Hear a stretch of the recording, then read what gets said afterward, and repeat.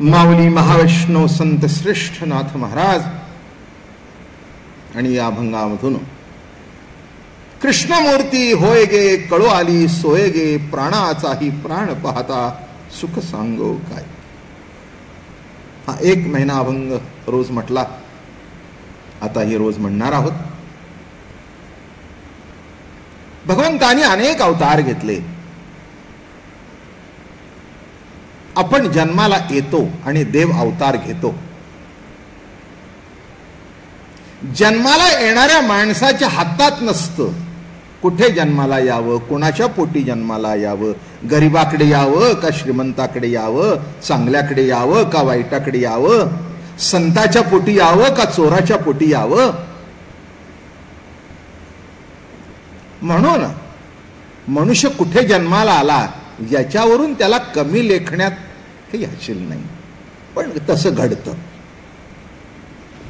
उच्च कुळामध्ये जन्माला आलेला माणसं म्हणतात श्रेष्ठ कुळातला आहे, मध्यम कुळातला आहे, अगदी निकृष्ट कुळातला आहे असं माणसं म्हणतात. पण कुणाच्या हातात आहे कुठे जन्माला यावं.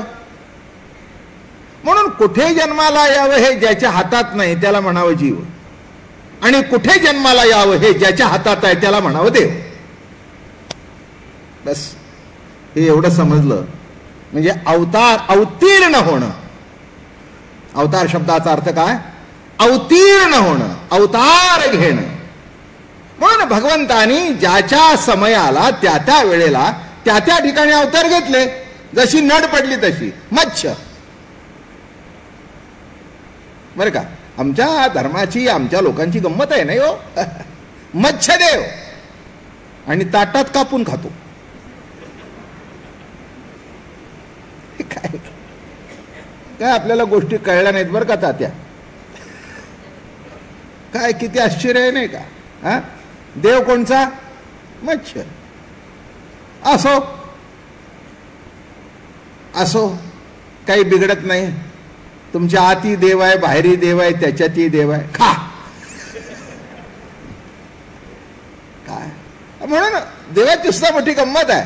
मच्छ, कूर्म, वराह, नरसिंह, वामन, परशुराम, राम आणि कृष्ण हे अंश अवतार आहेत.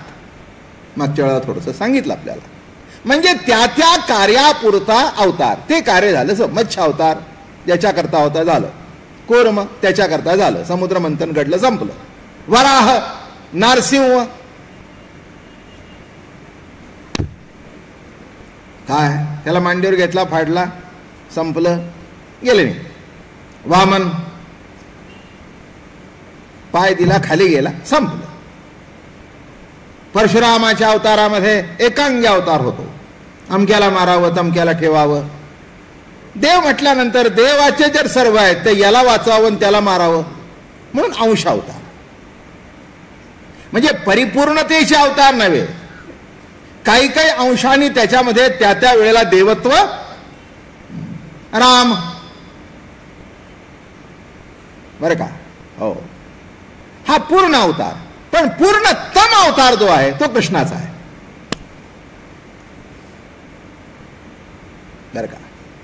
ज्यांनी सर्वांचं ऐकलं तो राम, आणि ज्यांनी सर्वांना ऐकायला लावलं तो कृष्ण. माझं बोलणं समजलं? ज्यांनी सर्वांचं ऐकलं तो राम. रामाने कुणाचं ऐकलं नाही. तुम्हाला आश्चर्य वाटतं आईचं ऐकलं. आईचं काय, धोव्याचंही ऐकलं. आपण जर बारकाव्याने बघाल तर आपल्याला कळून येईल. कुणाचं ऐकलं? धोव्याचंही ऐकलं आणि मनापासून ऐकलं. इतकं ऐकलं, इतकं ऐकलं की चाचा म्हणण्यावरून जानकीला अरण्यामध्ये लक्ष्मणाला सोडून द्यायला लावलं. आश्चर्य नाही? असं तुम्ही कराल का? नाही, पण केलं म्हणून अवतार. हे सुद्धा स्पेशालिटी आहे रामाची. पण या अवतारामध्ये कुणाचंच ऐकलं नाही. इथे एक सोडून दिली आणि इथे 16,108 केल्या. आणि कोणाचीही पर्वा केली नाही. माझं बोलणं कपॅसिटी बघाव का. इथे एक धोबी काय म्हणेल म्हणून विचार केला आणि इथे 16,108 केली तर बेपर्वा. तर भान म्हणजे तसं काही कोण म्हणेल काय करेल बरं का. म्हणून पूर्णतम अवतार का पुष्कळ सांगण्यासारखा आहे. अवतारी पुरुष म्हटल्यानंतर सर्व अंगाने तो परिपूर्णतेने नटलेला आहे म्हटल्यानंतर आमकं एक स्वीकारणं आणि आमकं एक टाकणं असा प्रश्न येत नाही. एक ग्राह्य आणि एक त्याज्य असं नव्हे. कृष्ण अवतारामध्ये सर्वाचा स्वीकार आहे. चांगल्याचा स्वीकार आहे, वाईटाचा स्वीकार आहे, खऱ्याचा स्वीकार आहे, खोट्याचा स्वीकार आहे. हेच कृष्ण अवताराचं वैशिष्ट्य आहे. एक लक्षात घ्या, आम्ही असं सांगतो आत्म्याचा स्वीकार आम्ही करतो, देहाची निंदा करतो. बरोबर आहे ना. इथे भगवंताच्या विषयाचं वर्णन करता करता शुकदेवासारखे मुक्त झाले. ज्ञानेश्वर महाराज ज्ञानेश्वरीत म्हणाले, विषय जिनोनी जन्मले ते शुकादिकही दादुले, ते विषयोची वाणिता झाले भाट दयांची. विषय जिनोनी जन्मले, काय गंमत आहे. विषय जिंकून जन्माला आलेले शुक महामुनी ते भगवंताच्या विषयाचं वर्णन करता करता त्याचे भाट झाले. किती आश्चर्य आहे मंडळी, बघून घ्या.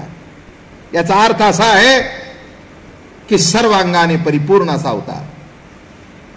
तत्वज्ञानांचा उद्धार केला, ऋषींचा उद्धार केला आणि गंवार गोपींचा उद्धार केला. त्यांना कुठे कमीत्वाने बघितलं नाही. आणि म्हणून मला सांगायचं आहे की कृष्ण अवतार हा परिपूर्णतम असा अवतार आहे आणि त्याबद्दल गेल्या वर्षापासून आपण अत्यंत आवडीने प्रेमाने ऐकतोय. कृष्ण लीला सुद्धा आपल्याला अनेक तऱ्हेने सांगितली आणि म्हणून थोडीशी प्रस्तावना करतो. रमण रूपाने जी सत्ता प्रगट होते त्याला राम म्हणावं आणि कर्मरूपाने जी सत्ता प्रसरण पावते त्याला कृष्ण म्हणावं. कर्मस्वामी तू कृष्णनाथा, इंद्रिय क्रिया समस्था, कोणा न करवे अन्यथा, कर्म नियंताच कृष्ण. कर्माचं नियमन जो करतो तो कृष्ण. म्हणणं कळलं का. कर्माचं नियमन जो करतो तो कृष्ण.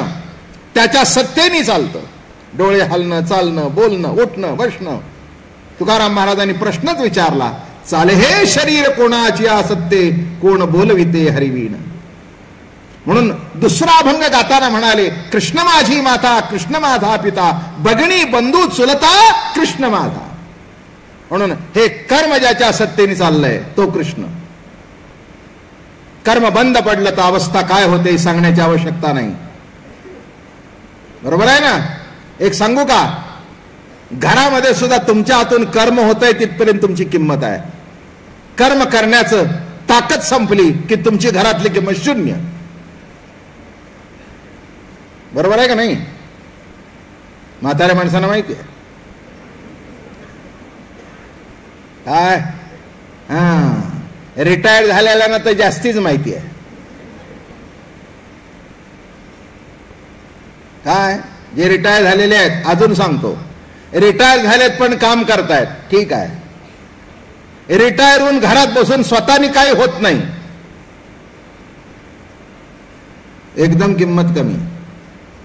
मग कधीही वर तोंड करून न बोलणारा मुलगा सुद्धा म्हणतो आपल्याच्याने होत नाही, जरा बसून तरी राहा की.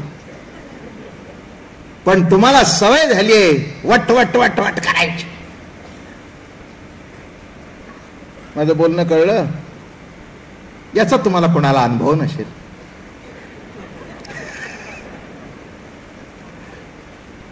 म्हणजे काय आहे म्हणून असला का नाही म्हणून असला, म्हणजे नक्की मी काय सांगू. वा वा वा, असलाच पाहिजे.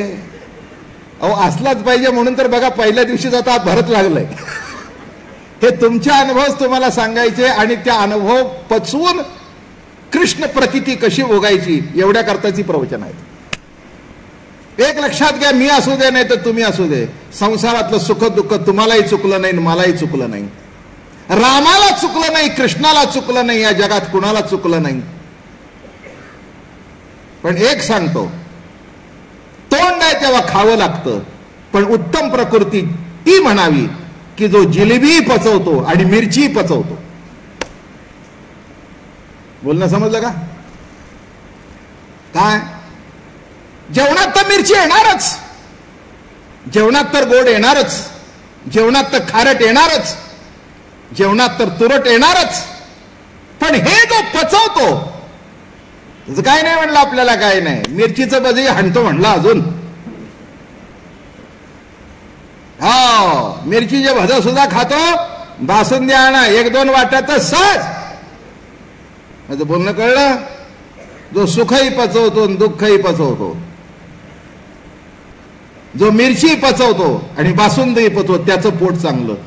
तसं सुख दुःख पचवतो त्याचं जीवन चांगलं. आणि ते पचवण्याकरता वर्षातून 1 महिना हा डोस.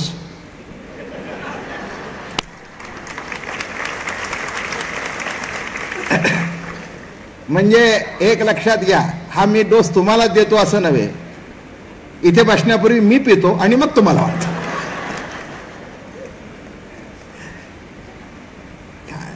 आणि हे भक्तिप्रेमाचं, कृष्णप्रेमाचं रसायन इतकं गोड आहे बरं का, की तो कृष्ण रस चाकल्यानंतर तुमचं माझं जीवन सुखी झालंच पाहिजे हा सिद्धांत आहे.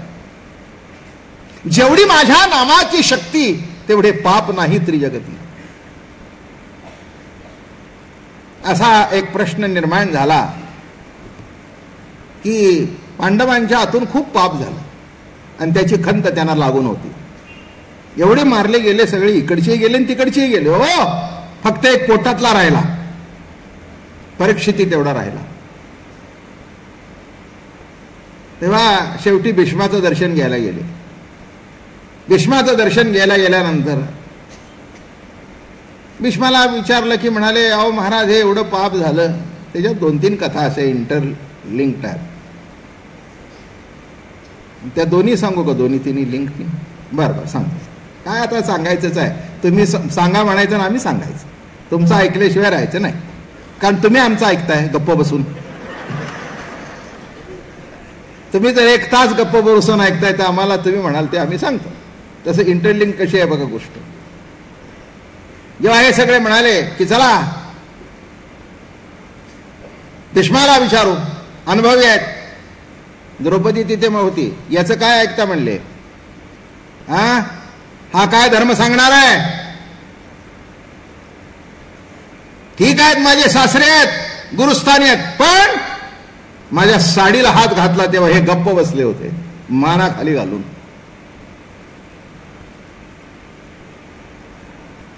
काय या जगात असा कोण आहे की भीष्माचाराचं ऐकणार नाही? उन्मत्त दुर्योधन असू दे नाही तर दुशासन असू दे, कोण आहे? पण हा गप्प बसला. हा काय बोध करणार आहे? बायकांची लाज लुटत असताना, आणि ती सुद्धा स्वतःच्या सुनेची, आणि स्वतःच्या दिराकडून हे डोळ्याने पाहत असताना सुद्धा जो गप्प बसला तो काय सांगणार आहे? कृष्ण म्हणाला, तसं नाही द्रौपदी, तसं नाही आहे. भीष्माचार्य म्हणाले, नाही नाही तिला बोलू दे, बरोबर आहे, तू बोलतोस ते बरोबर आहे, पण एक सांगू, आता मी धर्म सांगायला योग्य आहे. ते म्हणले, का? तुझ्या नवऱ्याने मला बाण मारून मारून माझ्या अंगाची चाळण केली, आणि जे रक्त वाहून गेलं त्याच्यातून माझ्या अंगात दुर्योधनाच्या अन्नाने शिरलेले दोष होते, ते दोषही निघून गेले. होते दोष माझ्या अंगात, पण ते दोष निघून गेले, निघून गेले. आता तो दोष शिल्लक राहिला नाही. तुझ्या नवऱ्याने चाळण केली माझ्या अंगाची. आणि दुसरं सांगतो, मी जो पांडवांच्या विरुद्ध लढलो तो एवढा करता, समोर कृष्ण सख्याला बघावं आणि त्याला बघत बघत प्राण सोडावा. पुढची गंमत आहे अशीच. ते पांडवांना म्हणाले, भीष्माचार्याने बोध काय केला? कृष्णाचं नाव घ्या. अरे म्हणले, यांनी तर आम्हाला पापात ढकललं, याचं नाव काय घ्या? याच्या जर मनात असतं युद्ध होऊ नये तर ते झालं नसतं. पण यांनी ऐकलं नाही. याचं नाव काय घ्या. तेव्हा भीष्माचार्य म्हणाले असं नका म्हणू. शुकदेवजी सांगतात अरे कृष्णाच्या नखावर जरी लक्ष गेलं नुसतं, नखावर, संपूर्ण नाही, नुसत्या नखावर जर तुमची नजर केंद्रित झाली तर कोटी जन्माचं पाप धुवून निघेल. एवढा हा कृष्ण आहे. आणि तो कृष्ण तुम्ही आणि मी 1 महिना ऐकणार आहोत. तेव्हा पापाचा विचार करू नका आणि पुण्य किती जोडेल याचाही हिशोब करू नका. त्या कृष्ण सख्याच्या चिंतनामध्ये एकरूप होऊन जा. म्हणजे एक दिवस तुम्ही आम्ही कृष्णरूप होऊन जाऊ. एवढ्या करताच ही कृष्ण कथा आहे. एवढ्या करताच कृष्ण कथा. याच्यापेक्षा दुसरं काही मला काही कळत नाही. मला काही कळतं म्हणून तुम्ही येता असं नव्हे, पण आवडतं म्हणून येता. काय सगळ्याच लोकांचं माझ्यावर खूप प्रेम आहे. तात्या आत्ता म्हणाले, त्यांचा अर्थ तुमच्या लक्षात आला नाही.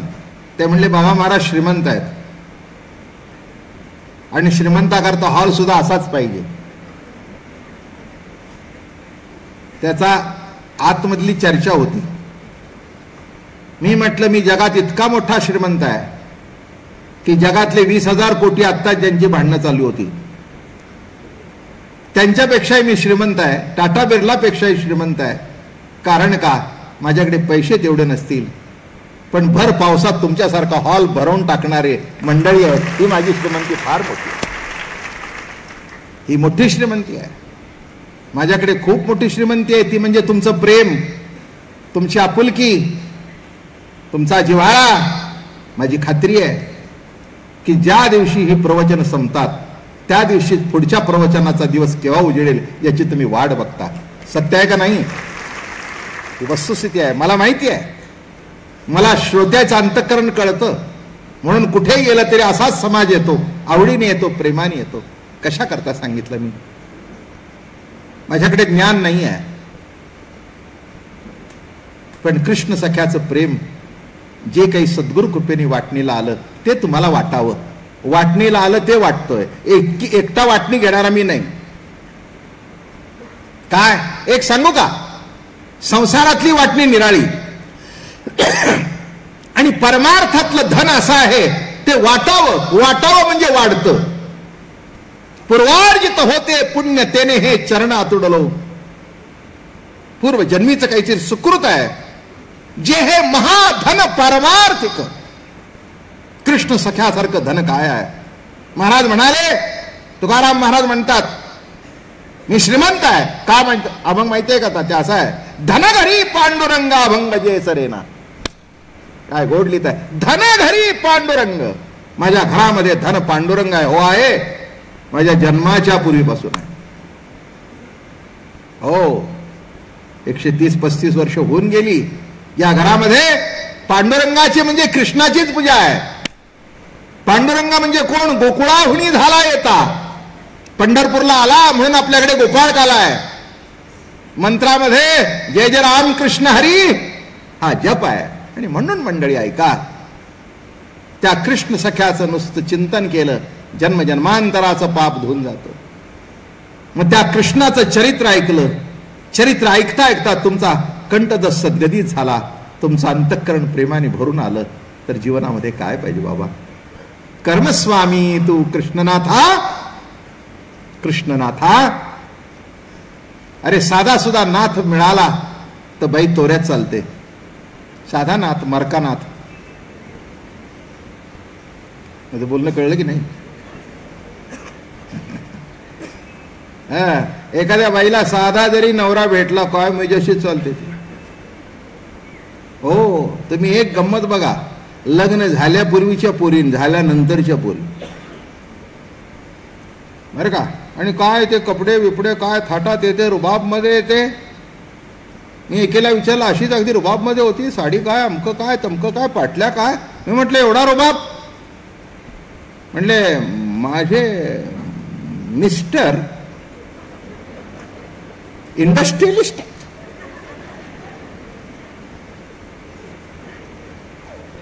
आता त्याच्यातून आम्ही समजलो की तेव्हाच एवढा नखरा, तेव्हाच एवढा थाट, अरे कोणाची इंडस्ट्री केव्हा जाईल हे कळत नाही. असा मरका नवरा भेटलं तर बाई एवढी मिजासी मध्ये, कृष्ण सखा भेटलं तर केवढी मिजास करायला पाहिजे. मस्त चालावं, रुबाब मध्ये राहावं. ज्ञानेश्वर महाराज म्हणाले, अजिवरी होते मी मोकाट, तव डोळे फुकट मोडा तुम्ही, समर्थाच्या अंगी पडिली अवचिती, आणि तुम्हाईसे किती चाळविले. म्हणजे आवडीची विरेणी आहे. अजिवरी होते मी मोकाट, तव डोळे फुकट मोडा तुम्ही. मस्त लिहितात ज्ञानोबा. तर त्या सांगतो मस्त पैकी बघा. अजिवरी होते मी मोकाट, पुष्कळांना कळेल, ऐकलंय असेल पण विसरतो आपण. साधी मुलगी होती आणि योगायोगाने असा समर्थपती भेटला. काय तुम्हाला सांगू, तिचा थाट काय, तिची गाडी काय, तिची मिजाज काय, तिचं नेशनं काय, तिचं दागिने काय, सब रुबाब में. आणि विशेष म्हणजे पहिल्यांदा तिचं लग्न ठरत नव्हतं, 8-10 जणांनी नापास की. न चाळीतल्या आपल्या सगळ्या काकू होत्याच.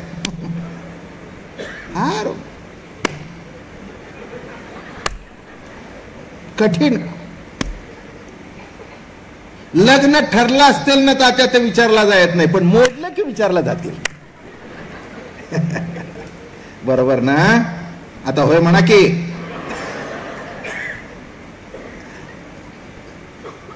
काय किती गंमत आहे. याला म्हणावं जीवन, याला म्हणावं मनुष्य स्वभाव. ठरलं की नाही माहिती, ठरलं. नाहीतरी फार दिवसच रखडली होती, ठरायलाच पाहिजे होतो. हे लावला टिळा, काय करावं. आता ठरलं तर आनंद मान की नाही. नाही हो काय हो काकू, निदान 7-8 ठिकाणी तरी दाखवली असेल नाही. हा अगं बया गप्प बस की, ठरलं ना आता. पण तुम्हाला सांगू, जे ठरलं ते असं ठरलं, त्या लत्त्यात नव्हतं असं ठरलं. डावी होती पण उजवी झाली. थाटात तुम्हाला सांगू, लग्न बिग्न झालं आणि त्या पहिल्यांदा आली गल्लीमध्ये मर्सिडीज, रुबाब मध्ये अशी बसून राहिली टेकून बिकून. सगळ्या चाळीतल्या बायकांना कळल्या ना गल्लीतले. पुण्यातला शब्द सांगतो, वाड्यातल्या बायकांना. सगळे शुक्रवार अमके तमके, शनिवार सगळे नारायण अमक, तर काय त्या सगळ्या इकडच्या तिकडे सगळे वाडेच पूर्वी. आता वाडा संस्कृती शिल्लक राहते नाही, आता फ्लॅट आले म्हणून सगळे फ्लॅट होत चालले. पूर्वीची वाडा संस्कृती होती, एकमेकाचं कुटुंब सगळं पापड बरोबर, कुरड्या बरोबर, आमका. आता बरोबर काहीच नाही, बरोबर बाजारात जायचं आणि बरोबर पापड विकत घ्यायचे. तात्या काय सांगू तुम्हाला, या लिज्जतनी या बायकांची इज्जत घालवली. यालाही टाळ्या वाजवत. घालवणीला लिज्जतनी तुमची इज्जत. काय काय काय कठीण आहे बाबा, हे आश्चर्यच आहे सगळे. एकंदर जीवनाचा विचार केला तर किती कठीण आहे. पण समर्थ पती भेटल्यानंतर काय रुबाब आहे तिचा. अरे असा कुठचा तरी गाडीवाला भेटला तर एवढा रुबाब.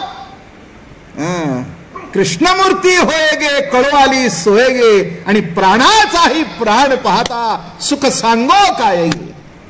प्राणाचा प्राण कृष्ण सखा भेटल्यानंतर अरे काय कमी आहे.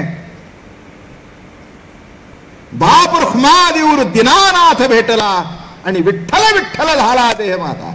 कोण भेटला? दीनानाथ. दिनांचा नाथ भेटला, आणि दिनाचा नाथ भेटल्यानंतर सामान्य का होईना पण असामान्य झाली. तसं बहुजन समाज, सर्व समाज अतृप्त होता. त्याला परमार्थाचा अधिकार नव्हता, जवळ कुणी घेत नव्हतं. आणि कृष्ण भगवंतानी सर्व समाज एकत्र करायला सुरुवात केली, आणि त्याचीच परंपरा वारकरी संप्रदायाने चालू ठेवली. म्हणून कृष्णमूर्ती होय गे कळो आली सोय गे. काय शेवटी आपली सोय कुठे लागेल हे महत्वाचं. राहण्याची सोय, बसण्याची सोय, खाण्याची सोय, पिण्याची सोय, बोलण्याची सोय. पुष्कळशे लोक अमेरिकेला जाऊन परत येतात. हे म्हातारे कोतारे बाळांपणा काय इतकी काही तुमची पोरं इतकी तुमच्यावर प्रेम करतात का काय जणू काय तुम्हाला अगदी लाख रुपये तिकीट खर्च करून नाही फुकटची लस. आणि शेवटी हे निघून जातं त्यांच्याशी बोलायला कोणीच नसतं. जेवढे जेवढे माझ्याकडे आले तेवढे म्हणले महाराज 2 महिने बरं वाटलं पण 3ऱ्या महिन्याला असं वाटलं केव्हा जातोय आपल्या पुण्याच्या सदाशिव पेठेत, केव्हा जातोय आपल्या पुण्यातून गप्पा मारतोय. काय कसं काय नाही बाई अहो काय तुम्हाला सांगू सून सकाळी जायची मुलगा सकाळी जायचा रात्री यायचे आलं तरी मान खाली घालून त्या टक टक टक टक टक टक टक त्याचं थोबाड बघत बसायची. आमच्याकडे बघायला कोण नाही. अहो सगळं होतं पण बोलायला कोणी नाही. कळलं का माझं म्हणणं कळलं. प्रत्येक ठिकाणी सोय बोलण्याची सोय खाण्याची सोय होती झोपण्याची सोय होती पण बोलायला कोणी अवघड आहे एकंदर गणित. तसं जीवनामध्ये सोय लागताना शब्दाचा जेव्हा मनुष्य म्हणतो अरे उत्तम आहे जेवणा खाण्याची काही तोटा नाही आहे पेन्शन चालू आहे महिना 5,000 पेन्शन आहे मस्त आहे नवरा बायको पोरं आपापल्या आहेत आणि तसं काही नाही आले तरी ठीक आहे नाही तरी ठीक आहे. महाराज ज्ञानेश्वरी वाचतो अधून मधून कार्यक्रमाला जातो वारी करतो मस्त आहे आपली सोय आहे. माझं म्हणणं कळलं का सोय लागणं महत्वाचं बसण्याची बोलण्याची खाण्याची पिण्याची. आता हे खुर्च्या असून जी माणसं पुढे बसलेली आहेत ते का त्याचं उत्तर मी देतो तुमच्या बाजूनेच देतो. हे उत्तर तुम्हाला मला जवळून बघायची आहे ही सोय आहे म्हणून तिथे बसा म्हटलं तरी इथलं कोणी हल्ला कारण ही माणसं सगळ्या माझ्या परिचयाची आहेत पुढे बसतील. हे बघितलं की नाही सगळ्यांना हे मला माहिती आहे तिथे सगळे पुढे बसणारे होते. मी तात्यांना सुद्धा म्हटलं खुर्च्या असून पुढे का बसलेत माहिती आहे का यांना बाबा महाराजांना 5-7 फुटाच्या अंतरावरून बघायची सवय झालेली. आता खुर्च्या जरी असली तर हे पुढचे बसणारे जे होते त्यांची गैरसोयच ना. माझं म्हणणं कळलं. इथे बसण्यामध्ये सुद्धा काय आहे खाली मांडी घालून बसता येत नसेल पण जी ऐकण्याची जवळून सोय म्हणून बसताना सुद्धा सोय ऐकताना सुद्धा सोय जेवताना सुद्धा सोय मरताना सुद्धा सोयीने मरावं. नाही तर मागचे शंक करतात. अहो काय तुम्हाला सांगू 10 वाजता मेला 10 वाजता नाश्ता सुद्धा केला नव्हता निमंत्रण आलं आणि कोणी आलं नाही म्हणून रात्री 1 वाजला. काय तुम्हाला सांगू म्हणजे तो मेला म्हणून मरावं सुद्धा केव्हा 12 वाजता जेवून 2 वाजता झोप झाली की निरोप यावा मेले बाय.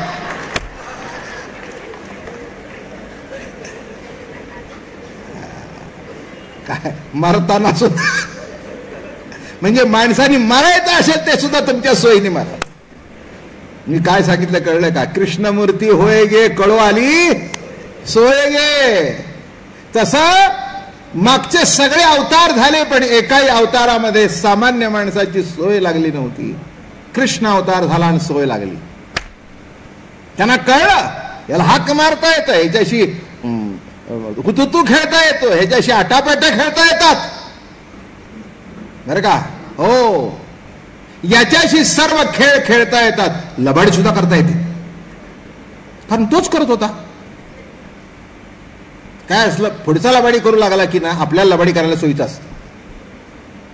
तोच एकदम जर स्ट्रिक्ट असेल ना तर मग आपलं काही चालत नाही. मग नवीन साहेब आला तो जर एकदम अनकरप्टेड असला ना खालचे म्हणतात पुरी बरं होतो पण आता काही सध्या चालत तर तेच घेत नाही तर आम्हाला कुठे. माझं म्हणणं कळलं का म्हणून वरचा घेणार असला की खालचा काय कसं काय रे हे नवीन साहेब ना हो मस्त काही चिंता नाही बघा. आता 3 वर्ष त्यांनीच राहावं म्हणून मी गणपतीला नवस केला. गणपती बाप्पाला सांगितलं बाप्पा हे 3 वर्ष राहू दे काही नाही एक तर नक्कीच होईल. कशा करता सांगितलं प्रत्येक माणसाची अरे सगळ्याची सोय झाली, पैशाची सोय होईल, खाण्याची होईल, पण मनाच्या समाधानाची सोय जिथपर्यंत लागत नाही तिथपर्यंत सगळे असून गैरसोय आहे. गैरसोय आहे. कोट्याधीश अब्जाधीश माणसं, पण समाधान नाही, तृप्ती नाही, तृप्ती नाही. अरे काय भाग्य त्या गोकुळातल्या लोकांचं. कृष्ण सख्याने आपल्या घरातल्या गायी काढाव्या, प्रत्येकाला जाऊन हाक मारावी, चल रे पेंद्या, अरे सुदाम्या, अरे वडजा, अरे वाकड्या, अरे चल रे चल रे, चला रे बाबानो, चला चला चला. ते म्हणाला सध्या कुठे हाक मारतो. अहो कसं म्हणता, आता परवा हाक मारल्याशिवाय माऊलीच्या सोहळ्यावर त्याच्या 7 लाख माणूस होतो. तुकाराम महाराज ज्ञानेश्वर महाराजांचा सोहळा एकत्रित करून केला तर 10 लाख माणूस होतो. त्याला साक्षीदार आहे मी. 15-15 किलोमीटर असे माणसाचे थवे, 15 किलोमीटर. किती माणस, किती माणस. मग मला सांगा ही माणसं उगीच आली का नाही. कृष्ण सख्याने हाक मारली, चला हो चला चला, चला पंढरीशी जाऊ, चला पंढरीशी जाऊ, रुक्मा देवीवरा पाहू, रुक्मा देवीवरा पाहू, डोळे निवतील कान. पुढचा आहे का, मना तेथे समाधान, मना तेथे समाधान. ही खटपट कशा करताय. पांडुरंग म्हणजेच कृष्ण.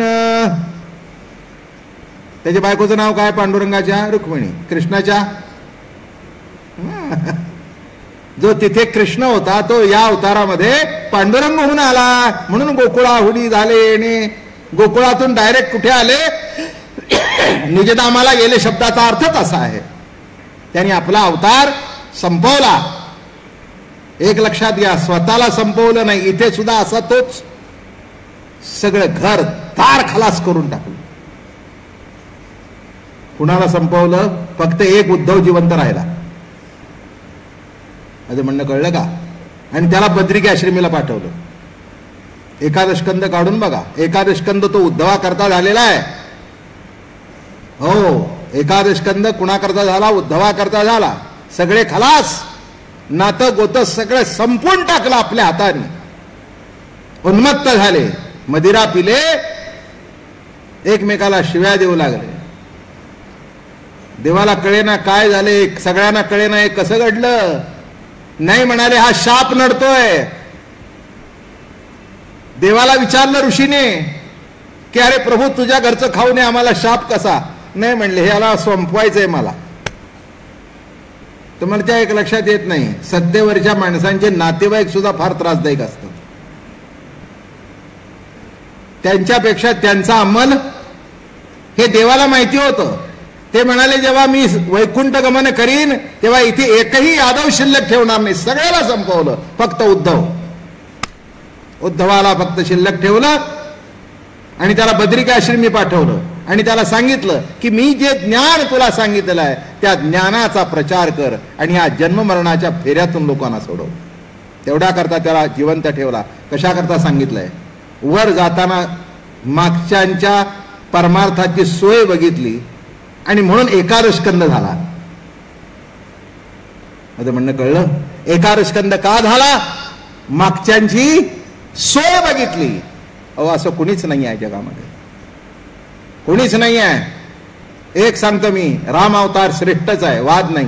तोच आहे, तोच आहे. पण कसं असतं, जसं जसं पुढे सरकतं तसं तसं रिफाईंड होत जातं. राम मर्यादा, हा अमर्यादा. म्हणून मी तुम्हाला 10 वेळा सांगितलं, ज्याचा संसार सुखाचा व्हायचा असेल त्यांनी रामाकडे बघावं आणि ज्याला अध्यात्म कळायचं असेल त्यांनी कृष्णाकडे जावं. बोलणं कळलं. संसार सुखाचा व्हायचा असेल तर रामच, कृष्ण बिलकुल नाही. हे का कळलं तुम्हाला, कळलं ना. नाहीतर एखादा म्हणला आम्ही कृष्ण होतो, आटपलंच की. आमच्याकडे पुष्कळ गोष्टी आहेत त्या सांगायला. किती वाजता सोडायचं, 8लाच ना. थोडंसं काय 5-10 मिनिटं इकडे तिकडे. 8 वाजून गेले. हो सोडायचं का मग. हां बर, मग उद्या सांग. तेव्हा आजचा पहिला दिवस बरं वाटलं हो फार. तात्या गेलं मागेपर्यंत गेलं. माणसं येतात आवडीने प्रेमाने. इथून पुढे मस्तपैकी होणार आहे बघा. असा कृष्ण रंगून रंगून सांगेन. बस सांगताना माझ्याही तोंडाला लाळ सुटली पाहिजे, तुम्हाला ऐकणाराही सुटली पाहिजे. हो असं सांगेन. हा असं सांगेन. कारण का कृष्णाची इच्छा आहे की पुणेकरांनी कृष्णमय व्हावं, पुणेकरांनी कृष्णमय व्हावं. आणि म्हणून राधा रमण हरी गोविंद राधे,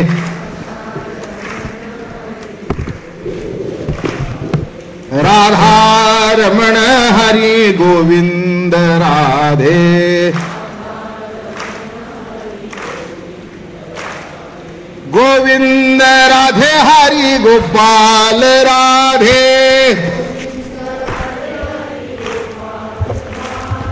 गोविंद राधे हरी गोपाल राधे, गोविंद राधे हरी गोपाल राधे, राधा रमण हरी गोविंद राधे,